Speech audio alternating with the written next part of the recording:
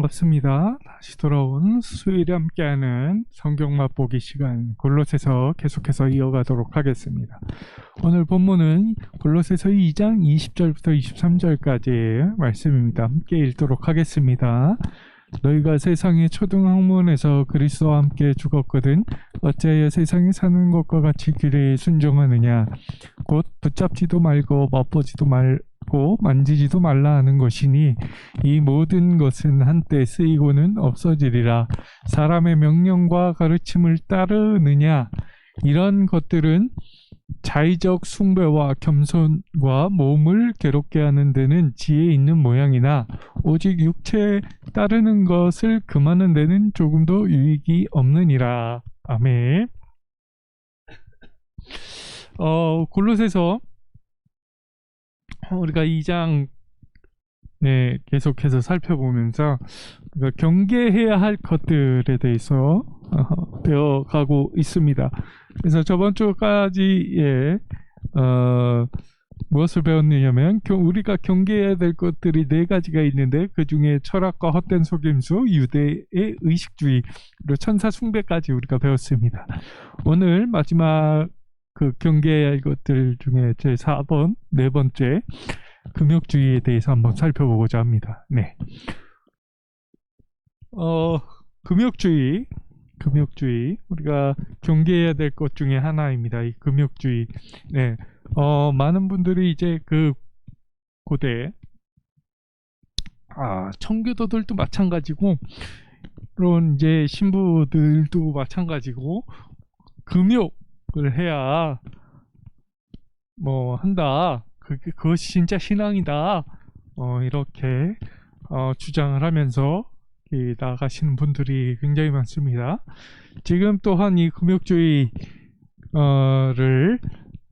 실천하고 있는 것이 바로 이제 유대교회에 입문한 사람들이죠. 유대주의자들. 그들이 아직까지도 그 말씀과 율법들을 지키기 위한 것 자체가 금욕주의 성향이 조금 깔려 있다라고 생각하시면 됩니다. 네. 골로새서 이제 2장의 마지막을 오면서 사도 바울은 그 이단들 중에서도 이렇게 이 강력한 금욕주의를 불러주는 불러일으키는 이단들을 비판하면서 경계해야 한다라고 강력하게 말합니다. 골로새 교회의 성도들을 포함한 우리는 그리스도와 함께 세상의 초등학문에 대해서 죽었습니다. 죽었어요. 우리는 그리스도를 믿음으로 그러한 인간의 가르침과 철학 그리고 자의적 숭배와 가장된 겸손 등에서 해방되었다라는 것이죠.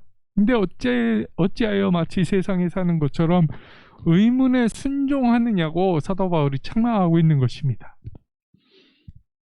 여기서 이제 의문에 순종한다라는 것은요, 규칙들과 규정들에 대한 순종을 뜻합니다. 여기서 말하는 순종한다라는 것은 규칙들이나 규정들에 대해서 순종한다라는 것이죠.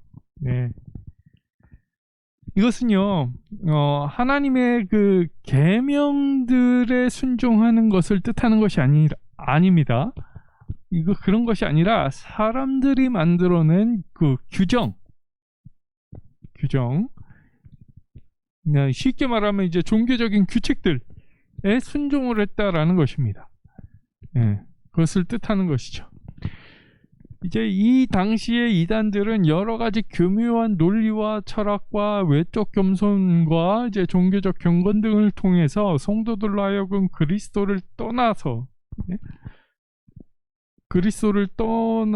여러 가지 이제 인간적인 규정들, 그리고 절기, 월삭, 안식일 관련된 규정들과 음식에 관한 규정들을 부과하려고 했습니다.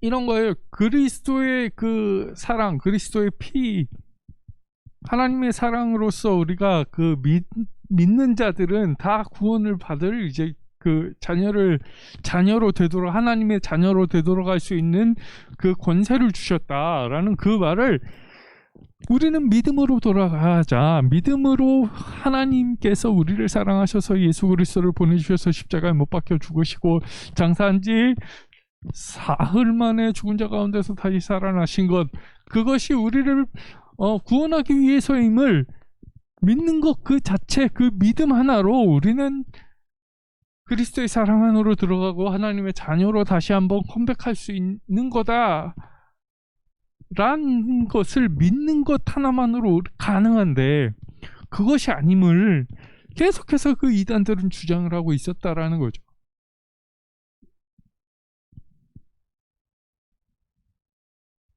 그래서 뭐 이게 유교도 마찬가지지만 어른들한테 잘하고 조상한테 잘하고 조상 신에게 잘하라. 왜 그렇겠습니까? 왜 그럴까요? 그건 논리정연하게 어른한테 잘해야, 우리의 집안 대대손손 그 조상들에게 잘해야 지금 조상들이 신에게 가 있는데, 그러면 그 신이, 조상이 신에게 잘 말해서 이렇게 나한테 극진하게 한다. 당신 말을 잘 들었으니 우리 자손에게 한번 만나달라. 뭐 이런 식으로 해서 뭐 하나님께서 더 잘 만나주신다 라든지 그런 논리나 철학, 그리고 외적 겸손, 되게 겸손한 척 하지만 뒤에서는 이제 뒤통수 때리고 이제 그런 것들이나, 그런 내로남불의 종교적인 그 경건, 나는 이 정도로 뭐 거룩한 일, 정의로운 일을 하고 있으니까 이 정도는 괜찮아 라든지, 너희들은 안 돼 라든지, 이런 것들을 이제 통해서 여러 가지 인간적인 규정들과 그런 것들을 되게 옥죄는 거예요. 그 당시에 이제 유대교도 있었는데, 유대인들의 율법을 보면 이제 하나님께서 주신 율법은 그 반경, 자기가 생활하는 자기의 집 터전이 있으면 그 집을 반경으로 10km 이내를 벗어나면 안 된다는 규정이 있었어요. 안식일 규정법에. 근데 이제 거기서 더 나아가서 그 율법을 깨뜨리면 안 되니까 더 강화한 거예요, 유대인들이. 그래서 8km로 줄여버린 겁니다. 8km를. 2km에 대한 완충지대가 있음에도 불구하고 유대인들은 이 8km를 어기면 죄를 진 것처럼 그렇게 규정해놨다라는 사실이죠. 그런 것들을 이제 사도 바울은 순종하지 말라, 그런 주의에 빠지지 말라라고 이제 강력하게 권고를 하고 있는 것입니다. 사실 이제 그 유대주의자들이 지키고자 했던 것은 하나님의 계명인 율법이 아니라 율법에다 그 울타리를 친 자기 자신들의 규정들이었습니다. 자기 자신들의 규정들이었다. 말씀드렸지만 이제 10km지만 그 10km를 어길 것 같으니까 이제 자기 자신들이 울타리를 쳐놓은 거죠. 8km로. 쉽게 예를 들자면 그렇다라는 것입니다. 그럼 2km의 완충지대가 있었어요. 근데 그 8km를 어긴다고 해서 율법 자체를 어긴 것이 아닌데에도 불구하고 8km만 벗어나면 죄인처럼 취급을 하고 뭐 돌을 던지며 이제 이런 행위들을 했었던 거죠.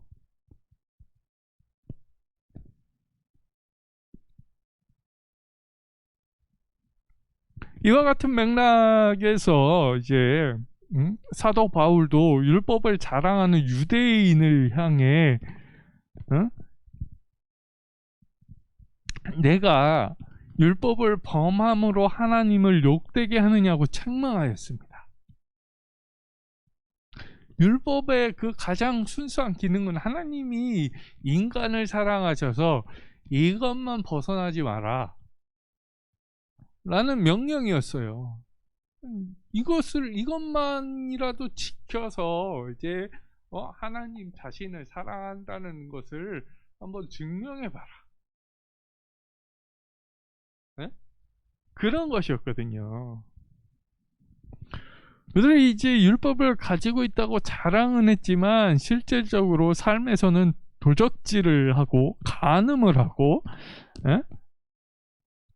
신당에 이제 물건을 도적질을 해갔습니다.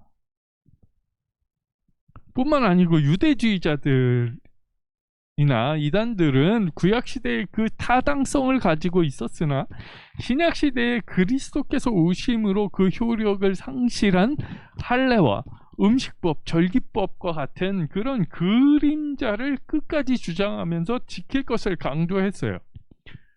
이는 교회의 몸이신 그리스도를 무시하고, 아니, 교회의 머리이신, 그리고 성육신하신 그리스도의 몸을 무시하고 욕되게 하는 것이고요, 하나님의 은혜를 폐하는 일입니다. 이러한 이단들의 주장은요, 사람의 계명과 가르침을 쫓는 것이고 하나님의 말씀을 쫓는 것이 아닙니다. 그리고 세상의 모든 종교와 도덕, 철학들은 다 사람의 계명과 가르침을 따르는 것입니다. 우리나라에서도 이제 그 불교나 유교 뭐 이런 철학들이 있죠. 그런 가르침을 따르는 것입니다. 비록 그들의 가르침 가운데 고상한 것이 있습니다. 뭐 정말 나의 이제 그 육체의 고난을 통해서, 고행을 통해서 내 죄를 씻어 나간다라는 그런, 이제 인간적으로 생각했을 때는 내가 내 노력으로 내 죄를 씻는다, 갚는다라는, 얼마나 고상합니까? 고상한 것도 있고 지혜로운 것도 있습니다. 어른들을 잘 모시며 공경해야 하며, 이런 거 얼마나 지혜롭습니까? 유익하기도 하고요. 하지만 이 모두 다 인간의 가르침을 따른 것이기 때문에 한계가 있다라는 것이죠. 한계가. 이 인간의 가르침에 대한 한계는 크게 세 가지로 나눠볼 수 있는데요. 첫 번째는 인간적인 지혜의 한계에서 벗어나지 못한다라는 것이죠. 그러니까 인간이 아무리 머리를 쓰고 고도한 과학과 문명의 지혜와 지식을 습득한들 그 이상 벗어나지 못한다라는 것입니다. 공자의 지혜가 참으로 깊고 뛰어난 것은 인정합니다. 그러나 그것은 어디까지나 인간의 지혜라는 수준을 벗어나지 못한다라는 것이죠. 그래서 지금까지도 그 유교 공자의 가르침을 따르는 사람 중에 공자 이상으로 뛰어난 사람이 없습니다. 잘 생각해 보십시오. 불교는 석가모니의 가르침을 따르는 사람들이 이제 석가 이상으로 존경받는 사람이 나오지 않고 석가 이상의 가르침을 주는 사람이 나오지 않습니다. 왜냐하면 이 인간적인 지혜, 지식 수준 이상을 벗어나지 못한다라는 것이죠. 그것은 위로부터 난 지혜가 아니기 때문입니다. 네. 그리고 두 번째는 세상 종교의 가르침으로는 구원에 이르지 못합니다. 아무리 우리가 수양을 하고 고행을 통해서 내 죄가 씻겨나가는 것 같아도, 그리고 종교적인 계율을 지키면서 뭐 다른 사람의 공적을 빌려오기 위해서 기도를 한다고 할지라도 그것으로는 구원에 이르지 못한다라는 것이죠. 왜냐하면 아무리 노력하고 애써도 인간의 죄를 완전히 벗어날 수 있는 길은 없기 때문입니다. 사람이 이 세상에서 자기 스스로 노력으로 죄를 완전히 극복하고 구원받은 사람은 한 사람도 없습니다. 한 사람도 없어요. 자, 잘 생각해 보세요. 죄를 판단하고 이 사람이 죄를 지었다라고 판단해서 기소하는 사람이 경찰 내지는 검찰입니다. 근데 그 사람들이 깨끗할까요? 물론 깨끗한 사람도 있겠지만 대다수의 사람들은 그렇지 않다라고 판단을 합니다.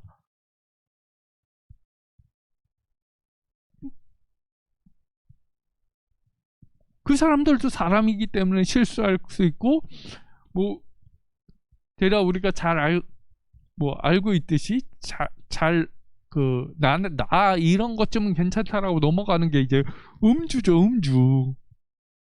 음주 운전 불법입니다. 그런데 정치인들이나 이제 검찰, 경찰들 보십시오. 크게 사고 나지 않는 한 이건 자기의 지위를 통해서 넘어갈 수 있다라는 사실을 우리가 어느 정도 인지하고 있어요. 그럼 그렇게 죄인이 돼가지고 그런 뒤에 그 배경을 모른 채 검찰청 안에서 이제 우리 같은 일반 시민들은 불려가가지고 취조를 당하고 그러면 이제 죄인으로 낙인 찍히기 쉬운데 그 사람도 죄인이라는 거죠. 근데 그 사람이 용서해준다고 다 용서가 되나요?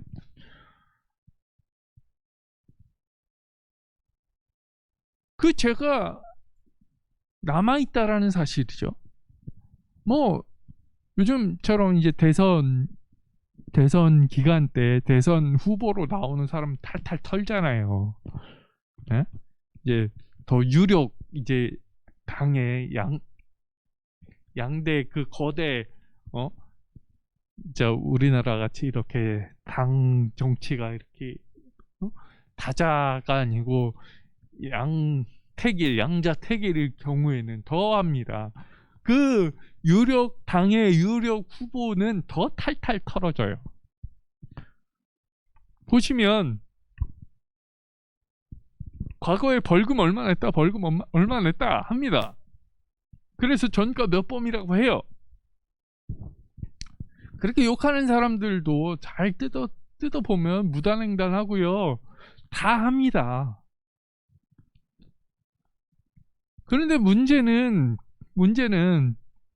자기와 측근 혹은 자기랑 그렇게 가깝게 지내는 사람들의 그 죄를 덮어놔도 언젠간 까발려질 수밖에 없는 게 인간의 죄라는 것입니다.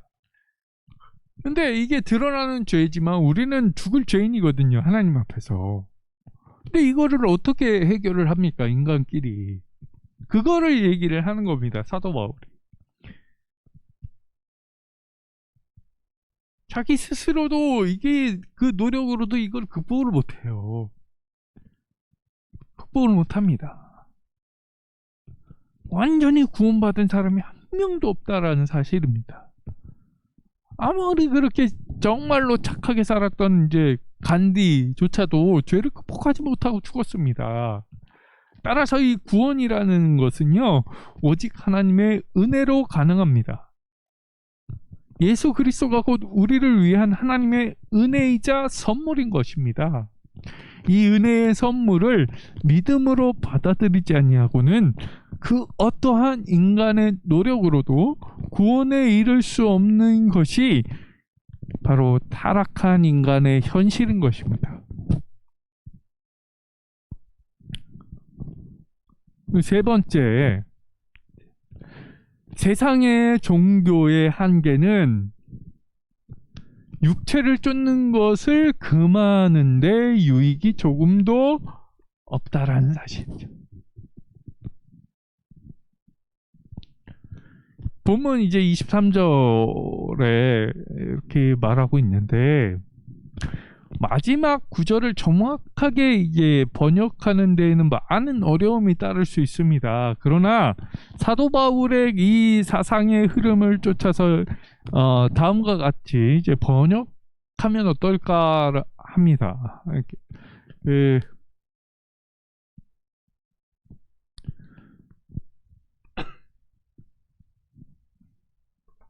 네, 어떨까 하는데요. 자, 계속 말씀드리겠습니다. 네, 그러니까 23절인데요. 우리 개혁개정과는 조금 다를 수도 있습니다. 그러니까 이런 것들은 자의적 숭배와 겸손과 몸을 훈련하는 데는 지혜가 있지만 아무 소용이 없고 단지 육신의 만족을 이룰 뿐이다 라는 말이죠.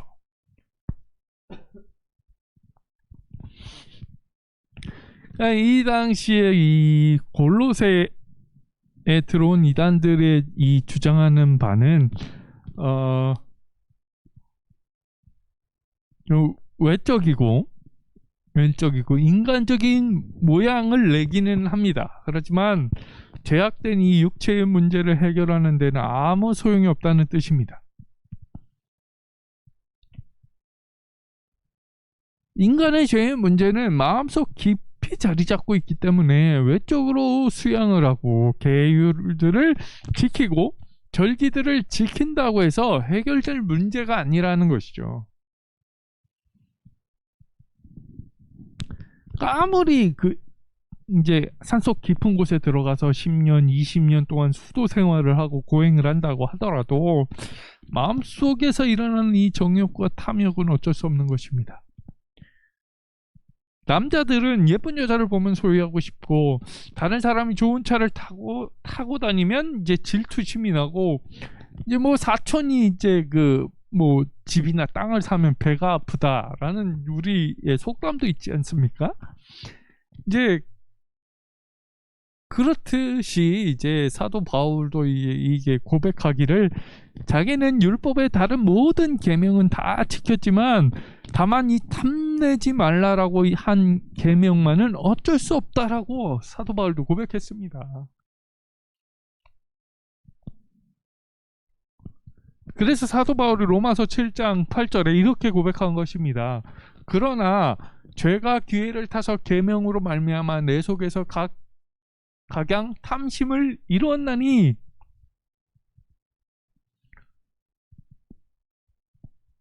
자, 따라서 참된 문제의 이 해결은 오직 예수 그리스도를 믿는 게밖에 없습니다.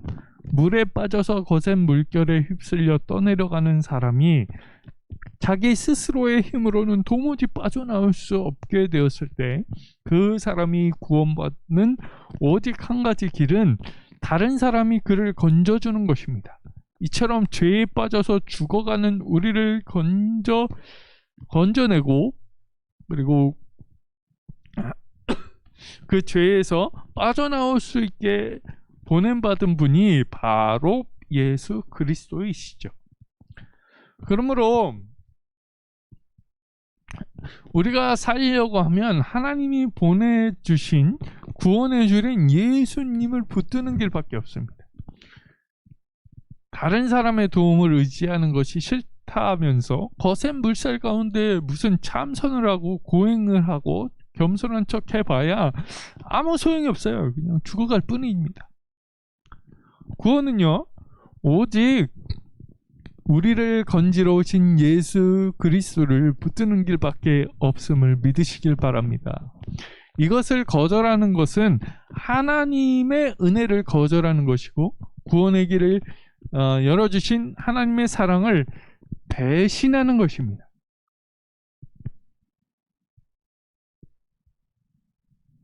즉, 참된 문제 해결은 예수 그리스도를 믿는 믿음밖에 없다라는 것입니다. 골로새에 들어온 이단들이 바로 이런 은혜를 거절하는, 그리고 사랑을 배신하는 이런 자들이었습니다. 이들의 구체적인 정체는 분명히 다릅니다. 그리고 다르고 있진 않아요. 다르기도 하고 각각 다 다른 이단들이 들어와 있었고요. 그리고 그들이 누구인지 자세하게 다루지 않습니다, 사도 바울. 그러나 그들은 여러 가지 인간적인 가르침과 계명들과 종교적 행위들을 통해 하나님의 선물인 그리스도의 권위를 깎아내리고 있었고, 그리스도 밖에 다른 더 좋은 길이 있다면서 성도들을 미혹했습니다. 지금도 마찬가지죠. 그들은 단순히 그리스도를 믿는 것보다 더 깊은 지혜를 강조하였으며, 그리스도 외에 다른 것을 통해서 더 충만한 은혜에 도달할 수 있다라고 주장함으로써 여태까지 교회에서 그리스도를 믿는 것은 부족하며 수준 낮은 것처럼 생각하도록 미혹했습니다.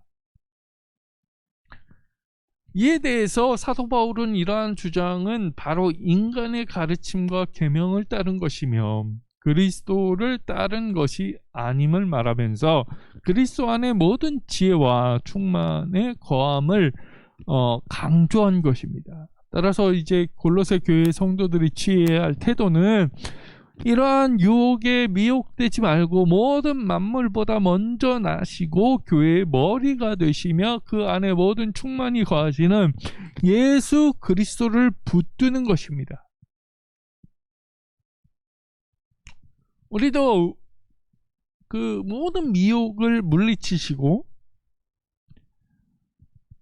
우리의 인생의 주인 되시고 우리의 인생을 구원하여 주신 우리 주 예수 그리스도를 붙드시기를 바랍니다. 이것은 오늘날 우리 한국교회에도 그대로 적용될 수 있는 말씀입니다. 전통적 신앙만으로는 안 되며 무언가 성경 외에 새로운 것, 그리스도밖에 더 깊은 것을 쫓아 나서는 사람들이 많은데요. 이는 대단히 위험하며 잘못된 것입니다. 다른 것이 아니라 완전히 틀린 거예요. 잘못된 것입니다. 틀린 것입니다. 시대가 변할수록 종말이 다가올수록 우리는 우리의 머리가 되시며 충만이 되시는 예수님을 붙들고 그 안에 거하도록 해야 합니다. 왜냐하면 그 안에 지혜와 지식의 모든 부하가 들어있기 때문입니다. 예수 그리스도로 충만한 하루가 되시기를 주의 이름으로 간절히 소망합니다. 네, 오늘은 여기까지 하겠습니다. 감사합니다.